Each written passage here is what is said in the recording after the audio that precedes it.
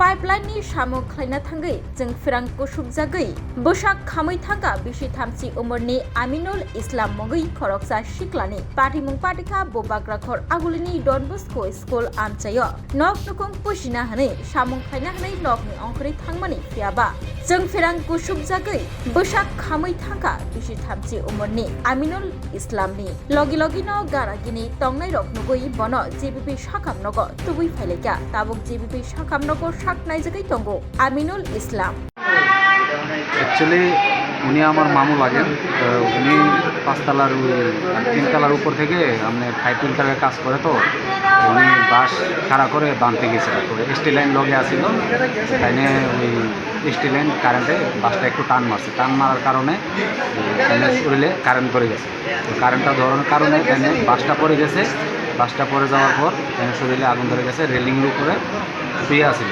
রেলিংয়ের উপর থেকে আমরা উপরে যেতে যেতে কানের তিনতলা থেকে নিচে পালাই দিছে। মানে কোন জায়গাতে কাজ করতে গেছে? এটা আপনার ডনবক্স স্কুলটার ঠিক পিছন সাইডে। কারো বাড়িতে নাকি? জি জি, মানে কারো বাড়িতে। কিসের গাড়িতে? পাইপলাইনের কাজ? জি, 5 ফিল্টারের কাজ করে। এর সঙ্গে আর কে কে আছে? সঙ্গে আসিল ওনার আপন ভাগিনা আসিল, আমিও তো ভাগিনা বলে আমরা টাইলসের কাজ করি, আমরা নিচে ভিতরে ছিলাম, তো উনি আসিল ছাদের উপরে। ওই বাড়িতে কতদিন যাবৎ কাজ করতো? ওই বাড়িতে তাইনে কাজ তো এর আগে সপ্তাহে কাজ করছিল, ইদানিং ওই 3-4 দিন ধরে কাজ করে।